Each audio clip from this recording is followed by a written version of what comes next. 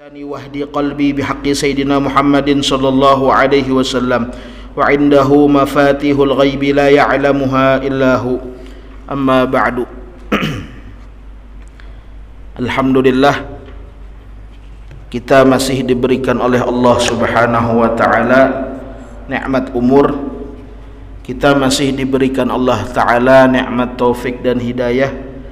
Kita masih diberikan Allah Ta'ala nikmat kesehatan dan kesempatan, sehingga kembali kita dipertemukan oleh Allah Ta'ala dalam keadaan yang baik dan di tempat yang baik pula. Alhamdulillah, dipertemukan Allah Ta'ala setelah beberapa waktu. Dipertemukannya di masjid. Kada dipertemukan di tempat yang kada baik, kada dipertemukan di masjid. Mudah-mudahan berkumpulnya kita di tempat ini menjadi awal atau menjadi sebab kita nanti kelak berkumpul di surganya Allah Subhanahu wa taala. Amin ya rabbal alamin. Sampai halaman 42.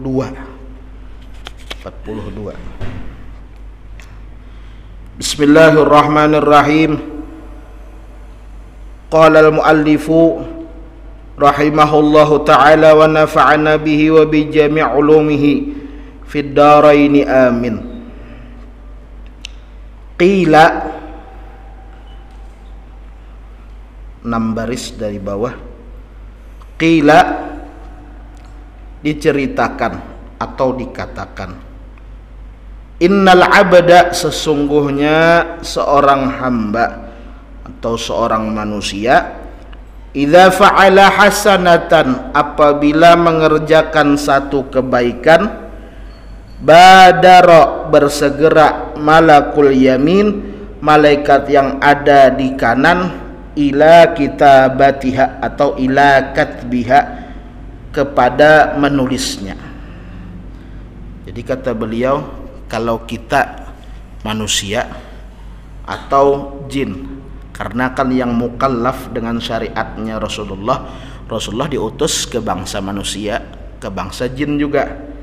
Apabila seorang hamba Allah Ta'ala, baik manusia ataupun jin, apabila mengerjakan kebaikan, satu kebaikan, maka malaikat yang sebelah kanan hancap, ujar kita, bersegera untuk menulisnya. Jadi kada ditunda-tundanya, kada dilambat-lambatkannya. Wa idza fa'ala sayyi'atan, dan apabila dia melakukan kejelekan, qala malakul yasar, berkata malaikat yang sebelah kiri. Malaikat raqib lan atid. Raqib, atid. Jadi sebelah kanan raqib, sebelah kiri atid.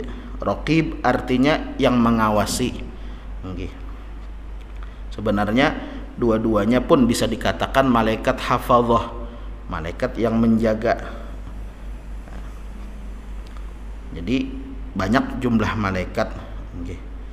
La ya'lamuha illahu, kadada yang mengetahui, wala ya'lamu junuda rabbika illahu, tidak ada yang mengetahui jumlah tentara Tuhanmu, tidak ada yang mengetahui jumlah malaikat kecuali Allah Ta'ala. Jadi jumlah banyak malaikat, tapi yang wajib kita ketahui 10. Yang 10 ini pun banyak yang luput. Jibril, Mikail, Israfil, Israel, dikira il seberatan ujungnya, sampai ke belakang il seberatan, ada acil, tu kacil, makacil.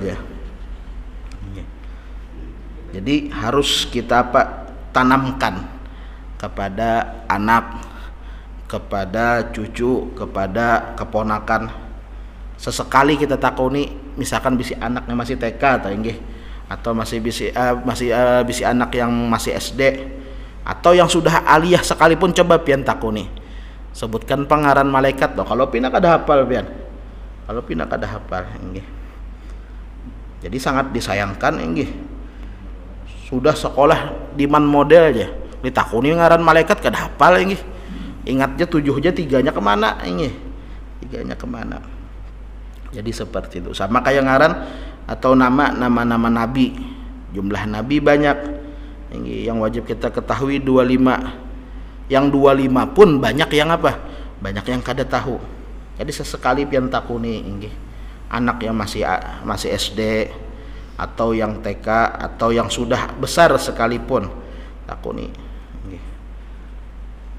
Jangan-jangan kena ini salah nyambat ngaran nabi. Tersambat ngaran yang mengaku nabi yang di Jawa Barat tuh ini. Ada yang di Jawa Barat mengaku nabi ngarannya Tugimin mengaku nabi inggih kada nyaman bersalawatnya Allahumma sholli ala Tugimin inggih kada nyaman. Jadi harus, artinya kita peduli dengan generasi kita selanjutnya.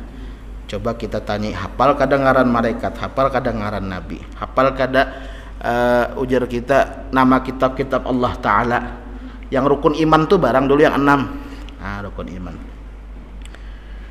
Kembali ke sini, jadi ujar Sidin, apabila seorang hamba melakukan kejelekan atau kemaksiatan, qala malakul yasar, berkata malaikat yang sebelah kiri, li malakil yamin, kepada malaikat yang sebelah kanan, aaktub, apakah aku tulis? Bahasa kita, ku tulis wahini kah? Nah, ku tulis wahini kah? Aaktub, apakah aku tulis? Fayaqulu, maka berkata malaikat yang sebelah kanan, la, tidak, jangan. La'allahu yastaghfir, barangkali dia meminta ampun atau beristighfar. Barangkali dia meminta ampun atau istighfar. Au yatub, atau bertaubat.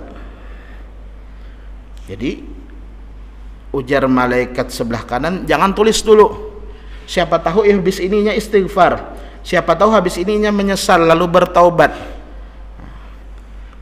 Kemudian fa idza madha 6 sa'atin, maka apabila berlalu 6 jam apabila berlalu 6 jam, falakiyatin, artinya 6 jam menurut ujar kita hitungan falak, artinya ya 6 jam yang kita ketahui ini, 6 jam yang kita ketahui dari ilmu falak, artinya dari hitungan bulan, karena kan pokok utama dalam pembahasan falak kan bulan, lain matahari. Apabila berlalu 6 jam, kemudian min ghairi taubatin, tanpa bertaubat, qala, berkata malaikat sebelah kanan, lahu, kepada malaikat sebelah kiri, uktub, tulis. Kemudian arahanallahu minhu, semoga Allah membebaskan kita darinya. Jadi selama 6 jam itu malaikat itu menghadang, apabila bertaubat. Kalau sudah 6 jam tulis ini. Tulis. Nah, ini salah satu di antara khususiat atau keistimewaan umatnya Nabi Muhammad. Ketika melakukan sebuah pahala langsung ditulis. Melakukan kebaikan, membaca tasbih, subhanallah, langsung kontan. Langsung kontan. Tapi ketika melakukan sebuah dosa, satu dosa, maka apa? Maka malaikat sebelah kiri bertanya dulu kepada malaikat sebelah kanan. Atid bertanya kepada Raqib, apakah aku tulis sekarang? Ujar Raqib, jangan, barangkali inya kena beristighfar, barangkali inya nanti bertaubat. Kalau sudah lewat 6 jam, maka apa? Maka kata malaikat Raqib kepada Atid, tulis sekarang juga, tulis. Arahanallahu minhu, semoga Allah membebaskan kita darinya. Artinya kalau sudah kita tulis berarti kita kada ada tugas lagi. Jadi selama 6 jam tuh malaikat Atid tuh menghadang. Malaikat Raqib itu nunggu, istighfar kadainya nih, istighfar kada. Ternyata setelah 6 jam tidak istighfar, langsung tulis.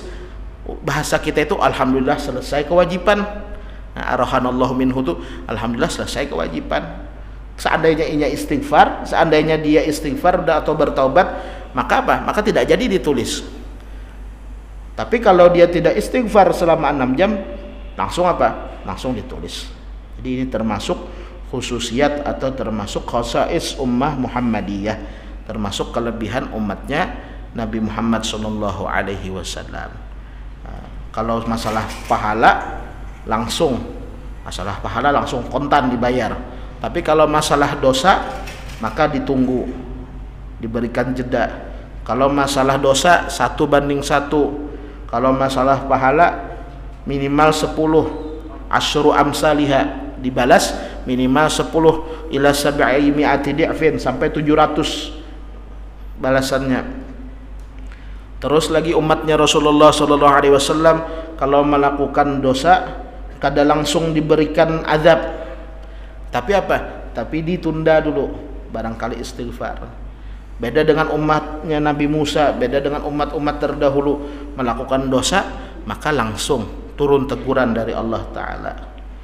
Turun teguran dari Allah Ta'ala. Bahkan ulun pernah membaca di kitabnya Sayyid Muhammad bin Ali Al-Maliki bahwasanya di antara cara bertaubat itu bermacam-macam setiap umat. Dan umat yang paling ringan cara bertaubatnya adalah umatnya Nabi Muhammad.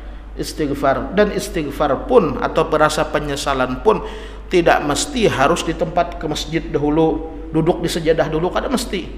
Inggih. Ada orang, inggih, misalkan ada orang datang dari tempat yang kada baik. Inggih. Kalau orang Banjar tuh tahu Pembatuan dahulu, inggih. Nah, Pembatuan atau daerah mana. Habis melakukan dosa, naudzubillah, habis melakukan dosa, di tempat itu juga ia sadar, astagfirullah, sudah melakukan dosa, betul-betul bertaubat kepada Allah, diampuni oleh Allah Ta'ala, asalkan taubatnya betul, taubatnya taubat nasuha. Artinya kada mesti bertaubat itu harus datang ke masjid, berwudu dulu, inggih. Kena aja dulu bertaubat ya, berwudu dulu sembahyang. Iya, kalau kita yakin inya masih hidup sampai waktu itu. Jadi luar biasa umatnya Rasulullah SAW. Jadi banyak kelebihan atau keistimewaan umatnya Rasulullah. Di antaranya tadi masalah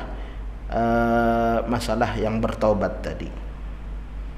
Di antara keistimewaan umatnya Nabi juga, ujar Nabi, kullu ummati mu'afa. Kullu ummati mu'afa. Semua umatku itu dimaafkan atau disayangi oleh Allah Ta'ala, atau dosa-dosanya akan ditutup oleh Allah Ta'ala. Bahasa kita itu tidak diperlihatkan kepada orang lain. Misal, inggih, ada seseorang melakukan kejelekan tanpa diketahui yang lain, cuma ini aja, inggih, ini aja yang tahu misalkan. Nah, hal tersebut tidak dibuka oleh Allah Ta'ala. Beda dengan umat yang dahulu. Umat dahulu secara paksa dibuka oleh Allah Ta'ala. Melakukan dosa langsung tertulis di pintu rumahnya atau tertulis di depan rumahnya. Kalau umatnya Rasulullah kada. Tapi ujar Rasulullah, illal mujahirun, kecuali orang yang menampakkan ketika melakukan dosa. Ketika melakukan dosa diposting, inggih. Ketika melakukan kejelekan diposting. Itu salah inya sendiri. Aslinya perlakuan Allah Ta'ala kepada umat Nabi Muhammad ini luar biasa, inggih, ditutup-tutupi. Bahkan Rasulullah pun ketika ada seseorang perempuan mengaku berzina kepada Nabi, ujar perempuan tadi, ya Rasulullah, aku celaka, aku telah melakukan zina, naudzubillah min dzalik. Dia mengaku kepada Nabi karena ingin taubat. Ujar Nabi apa? Barangkali engkau cuma berciuman, kata Nabi. Tidak ya Rasulullah, aku betul-betul melakukannya. Barangkali cuma berpelukan. Tidak Rasulullah, aku betul-betul melakukannya. Barangkali, ujar Nabi, cuma betindih paha aja, kada sampai memasukkan. Tidak Rasulullah, aku betul-betul melakukannya. Hanya dirajam oleh Nabi. Kenapa Nabi selalu menutupi tersebut? Artinya biar aja masalah dosa cukup kita lawan Tuhan yang tahu. Nggih, cukup kita lawan Tuhan yang tahu. Jangan berkisah lawan kawan. Malam tadi ku hendak mengambil mangga orang, pas hendak ku ambil orangnya keluar aja. Nah, nggih. Terus orang berkisah. Nggih. Jadi seperti itu. Artinya umatnya Rasulullah ini disayangi oleh Allah Ta'ala. Tinggal kitanya aja lagi. Kemudian litaubati, untuk bertaubat atau bagi bertaubat, syurutun, ada beberapa syarat, khamsatun, yang 5. Artinya kalau bertaubat dari dosa besar maka ada 5 syarat. Kalau dosa kecil inggih banyak peleburnya. Kita tulak ke masjid, kita berangkat ke masjid, itu pelebur bagi dosa kecil. Kita berwudu, itu pelebur bagi dosa kecil. Kita baca sholawat, itu pelebur bagi dosa kecil. Kita sholat, itu pelebur bagi dosa kecil. Tapi kalau dosa besar maka wajib taubat. Ada 5 syarat. Awalan, yang pertama, al-iqla' anidz dzambi. Al-iqla' mencabut. Iqla' itu mencabut atau berhenti, anidz dzambi dari perbuatan dosa, ai tarkuhu, yakni meninggalkannya. Tarkuhu, meninggalkannya. Jadi syarat pertama al-iqla', mencabut atau berhenti, anidz dzambi dari perbuatan dosa, ai yakni tarkuhu, meninggalkannya. Jadi syarat pertama bertaubat harus ditinggalkan perbuatannya. Jangan mengaku bertaubat tapi masih menggawi. Artinya apa? Artinya kan kada serius taubatnya. Ujar kita taubat sambal, padas nyaman, inggih. Padas membuliki. Nah, inggih. Jadi harus ditinggalkan perbuatan dosanya. Faqad warada, maka sungguh telah datang sebuah riwayat hadis yang berbunyi, al-mustaghfiru minadz dzambi, orang yang minta ampun dari perbuatan dosa, wa huwa muqimun, dan dia masih melakukan alaihi, atas dosanya, kal mustahzi bi rabbih, seperti orang yang mengolok-ngolok dengan Tuhannya. Kal mustahzi, seperti orang yang mengolok, bi rabbihi, dengan Tuhannya. Orang minta ampun dari perbuatan dosa dan dia masih melakukan dosanya, maka orang tersebut seperti orang yang mengolok Tuhannya. Ini bahaya. Kita aja mau ulu-ulu guru, ini guru mau ulu-ulu kepala sekolah kada wani. Kita mau ulu-ulu gubernur, tahu pian kalaleh ulu-ulu nggih. Ngolok-ngolok ngejek gubernur kada wani, mengejek Tuhan wani nggih. Maka zaman sekarang ini pian kadang ada orang-orang yang memang diolahnya begayaan, diolahnya candaan, dibikin candaan. Ada binian lalu, astagfirullah, inggih.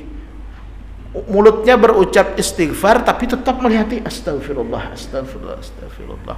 Itu kan sama apa? Sama dengan orang yang mengululu atau mengolok Tuhannya. Inggih.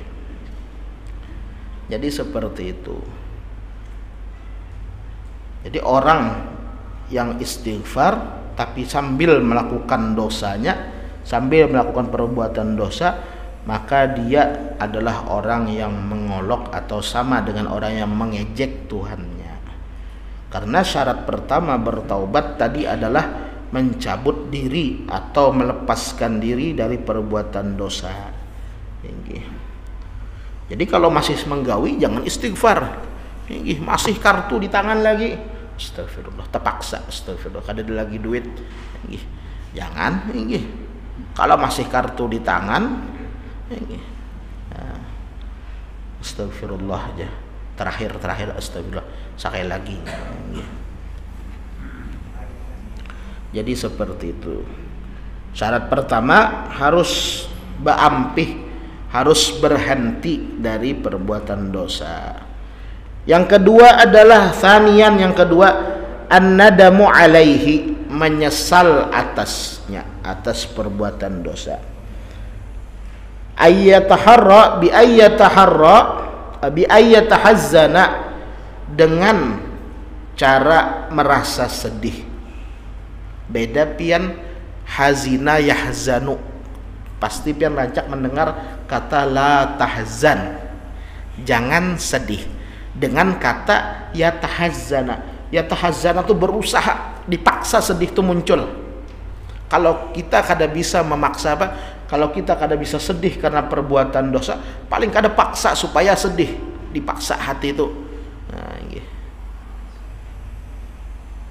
Jadi syarat yang kedua adalah menyesal bi ayyatahazzana, dengan cara memaksa sedih. Kemudian wa yatawajja'a, dan merasa sakit ala fi'lihi, atas mengerjakan dosa. Merasa sakit ini. Merasa kada nyaman melakukan dosa, menyesal ya, tadi menyesal. Jadi mulutnya istighfar, hatinya menyesal, ya Allah sudah mengerjakan dosa.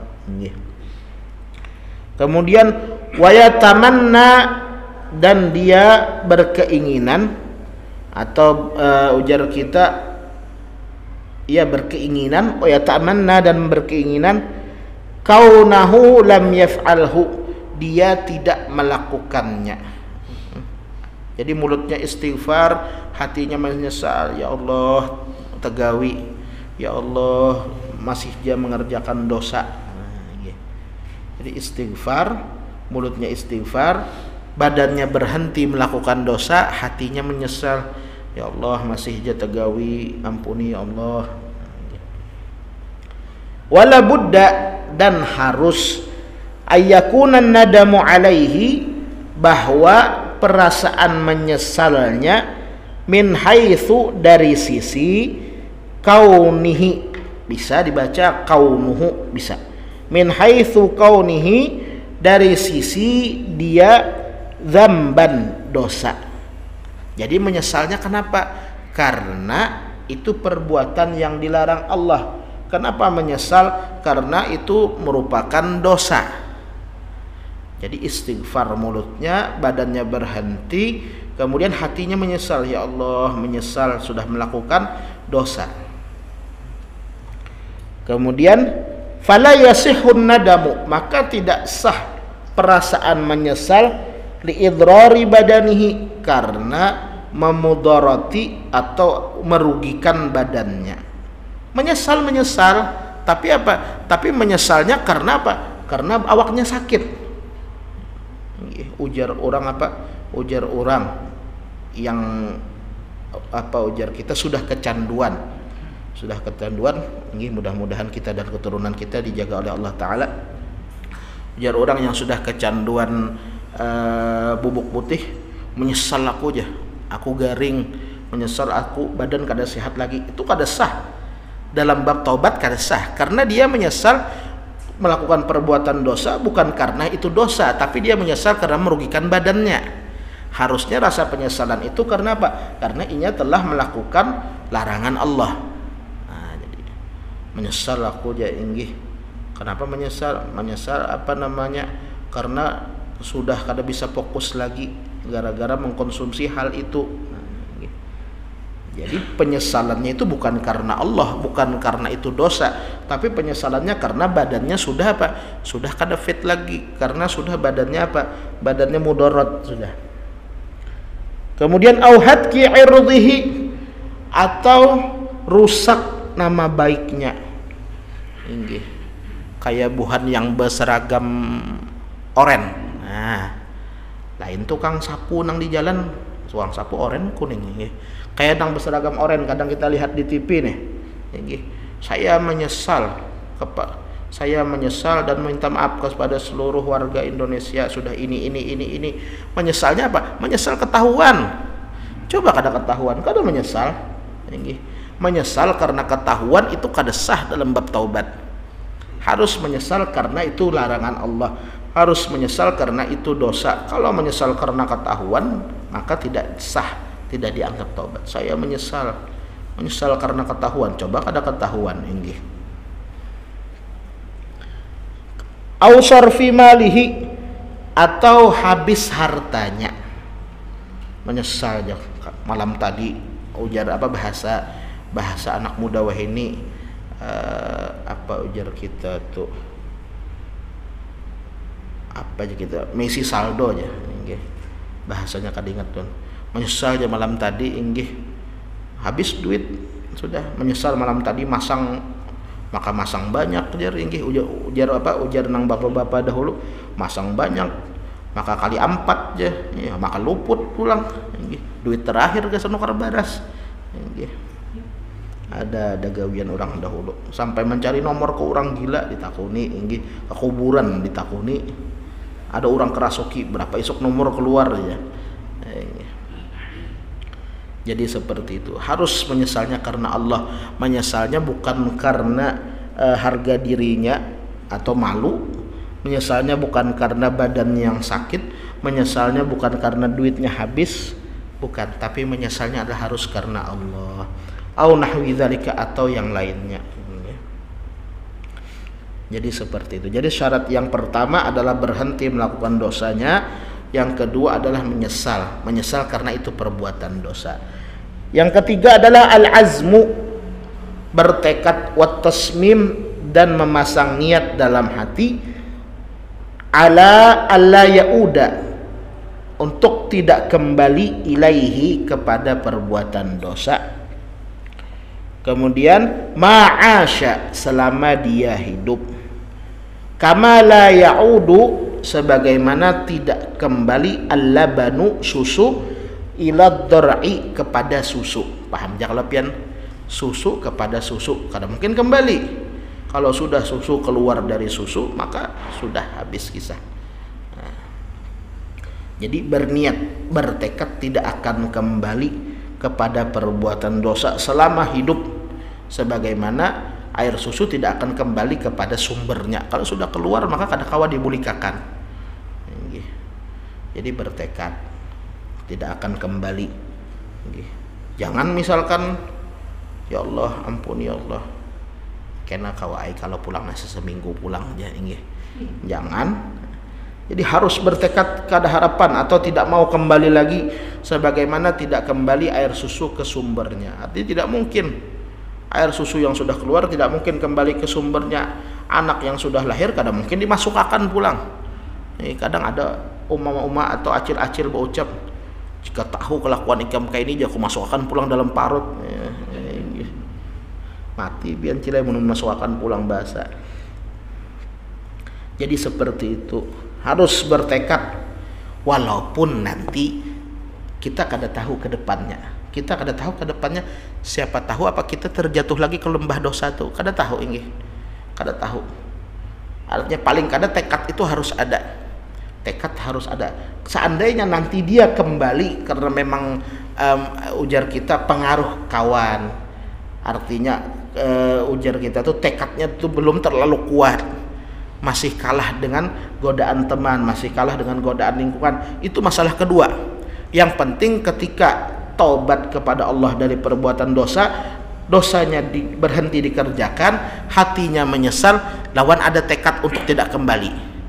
Seandainya suatu saat nanti kembali lagi, maka taubat lagi. Tapi tidak diniatkan kembalinya. Artinya, tahun depan kita tes pulang kena aja. Misalkan, atau tahun depan kita kerjakan lagi. Jangan. Jadi apa? Jadi seandainya nanti mengerjakan lagi, taubat lagi. Jadi seperti itu. Karena terkadang kita tahu syaitan itu pintar, iblis itu pintar. Terkadang inya membuat kita itu supaya putus asa dari rahmat Allah Ta'ala. Putus asa dari rahmat Allah. Artinya kadang kita sudah bertaubat, masih terkerjakan, masih kita lakukan. Kadang kita tuh ya Allah kalau kayak ini terus, sudah selajur aja sudah. Ada sudah sekalian aja kalau usah bertaubat. Itu putus rahmat Allah Ta'ala. Setan malah senang kayak itu. Jadi apa? Jadi ketika kita bertaubat, kita sudah berniat tidak kembali, kita sudah menyesal. Ternyata toh nanti kembali lagi, itu masalah nanti. Itu masalah nanti. Yang penting kembalinya itu tidak diniatkan. Yang keempat syaratnya rabi'an wuku'uha ay at-taubati, terjadinya atau melakukan taubat itu qoblal ghargharah, sebelum napas sampai tenggorokan. Ay yakni qabla bulughir ruh, sebelum sampainya ruh, al-hulquma, ke tenggorokan. Jadi syaratnya taubat harus dilakukan sebelum sampai ruh ke tenggorokan. Karena kan ketika dicabut ruh itu yang pertama ke atas habis. Jadi ruh tuh pertama kali hilangnya dari kaki. Makanya biasanya kita tuh kalau ada orang namparak meninggal atau sakaratul maut, sidin masih matanya masih terbuka tapi kakinya sudah dingin. Kakinya dingin sudah tinggi. Nah, jadi itu. Jadi yang hilang pertama ruh itu dari kaki. Tapi kalau Allah Ta'ala memasukkan ruh, yang pertama kali hidup tuh dari bagian mata. Jadi Allah Ta'ala masukkan ruh dari atas, dari ubun-ubun masuk. Yang pertama kali merasakan adanya ruh mata, membuka mata. Ada dalam hadis Nabi disebutkan seperti itu dalam syarah hadis. Jadi seperti itu. Kalau masalah dicabut ruh, yang pertama kali hilang kaki, daerah kaki. Kalau ketika dimasukkan kepada anak bayi, yang pertama kali merasakan ruh itu daerah kepala. Jadi bertaubat sebelum ruh sampai kepada tenggorokan. Nah, kalau sudah sampai ke tenggorokan, maka tidak diterima. Sama seperti taubatnya Fir'aun. Fir'aun sudah tenggelam, sudah hampir mati, sudah ujar Fir'aun, amantu bi Rabbi Musa wa Harun, aku beriman dengan Tuhannya Musa dan Harun, tapi sudah hendak mati, maka tidak diterima taubatnya oleh Allah Ta'ala. Bahkan dalam cerita, sebagian cerita disumpal. Tahu kan kalau disumpal oleh Jibril lawan rumput laut muntungnya, artinya supaya kada bertaubat, karena memang taubatnya sudah kada diterima, disumpal oleh Jibril. Tapi kada tahu riwayat yang masalah disumpal tadi bujur kadanya kada tahu. Kemudian wahiyya halatun naz'i, ujar kita gorgoroh tadi adalah keadaan sakaratul maut. Naza, jadi bahasa Indonesia kalau naza itu keadaan sakaratul maut. Allati yai'asu fiha, yang putus asa ketika itu, asyakhsu seseorang, minal hayah dari hidup. Artinya kalau sudah kalau sudah merasakan ruhnya sampai ke tenggorokan, manusia itu pasti sadar, aku ini parak mati sudah. Jadi syarat yang keempat harus sebelum ruh sampai tenggorokan. Syarat yang kelima adalah wuqu'uha, terjadinya taubat atau dilakukannya taubat qabla tulu'i syamsi, sebelum terbit matahari, min maghribiha, dari sebelah baratnya, dari arah baratnya matahari. Jadi matahari kan terbit dari timur. Tapi coba pian perhatikan, wah ini itu matahari terbit kada bujur-bujur dari timur. Kalau kita perhatikan kayak ada pergeseran gitu, nah, kayak ada pergeseran. Jadi syarat taubat itu harus dikerjakan sebelum matahari terbit dari timur. Kalau sudah terbit dari timur matahari, maka tidak berlaku lagi atau ditutup pintu taubat. Jadi hari kiamat, disebutkan oleh ulama bahwasanya hari kiamat kelak terjadi di hari Jumat ya, kalau ini di hari Jumat. Sebagian ulama berpendapat bahwasanya kiamat kelak terjadi hari Jumat. Para ulama menyatakan bahwa hari kiamat terjadi hari Jumat. Jadi ada cerita menarik ketika ulun dahulu pas mengaji, kada ingat pun kitab apa, itu dijelaskan oleh guru bahwasanya malam Jumat terakhir sebelum matahari terbit dari barat itu rasanya panjang bujur. Jadi ujar sidin kayak ini gambarannya, ujar sidin, malam Jumat tuh panjang, sangat panjang bagi orang apa? Bagi orang yang berbuat taat. Kita malam Jumat misalkan sembahyang, sudah isya, sudah i'tikaf, sudah melakukan sembahyang jamaah, pulang ke rumah. Biasanya kan makan guring, istirahat. Nanti ujar sidin malam Jumat terakhir tuh habis kita istirahat, sudah rasa puas istirahat, sudah rasa puas guring, bangun kita tengah malam, masih malam aja lagi, ujar kita sembah. Kalau orang mukmin pasti, kalau orang mukmin atau orang yang selamat di zaman itu pastinya sholat 2 rakaat. Habis sholat 2 rakaat melihat rasa malamnya masih, maka tidur lagi, rasa puas bujur guring. Kan beda orang yang ngerasa guring sebentar lawan sudah puas, rasa betul-betul puas guring, terbangun melihat hari masih masih malam aja lagi, melihat hari masih malam aja lagi, bangun sembahyang lagi 2 rakaat. Habis itu Habis itu guring lagi. Lalu setelah guring, rasa uyuh sudah guring, bangun, masih malam dia lagi, sembahyang lagi. Lalu guring pulang, istirahat pulang. Bangun yang keempat pas parak subuh, hampir subuh bangun, sembahyang jamaah. Lalu apa? Lalu ketika pagi harinya baru sadar matahari terbit dari barat. Orang yang ditakdirkan oleh Allah Ta'ala selamat pasti malam itu mengisi waktunya dengan apa? Dengan sembahyang, dengan amal ibadah. Dan perasainya malam itu panjang, luar biasa, bahkan 3 kali lebih panjang daripada malam biasanya. Jadi seperti itu. Tapi kalau orang yang lalai, ini merasakan malam itu malam yang pendek. Malam yang pendek pas pagi ini sekali terbit matahari apa? Terbit dari barat. Lalu ayo ucap apa? Astagfirullah. Sudah kada diterima lagi taubat oleh Allah Ta'ala. Jadi amun pian malam Jumat merasa waktu rasa lawas, jangan-jangan esok kiamat. Malam Jumat datang di masjid ya, kalau guring, datang bisa guring, bangun aja rasa jam 9:30 aja lagi. Guring pulang, bangun 9:30 aja lagi, saja jam piannya mati, baterainya suak.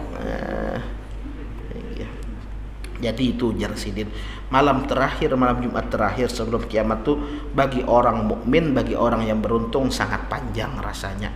Makanya diisinya dengan ibadah, Ternyata di pagi harinya matahari sudah terbit dari barat.